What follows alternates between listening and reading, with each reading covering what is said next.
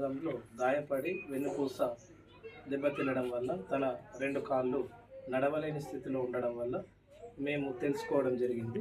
So ఇతనికి మా యొక్క శ్రీ విద్యానికేతన్ స్కూలు సేవలో భాగంగా, సేవా దాతృత్వంలో భాగంగా మా పిల్లలు తలా కొంత డబ్బు జమ చేసేసి ఈరోజు సేవా కార్యక్రమాల్లో ఇతనికి అందించడం జరిగింది. 2000 రూపాయల నగదు మరియు నిత్యావసర సరుకులు అందజేయడం జరిగింది.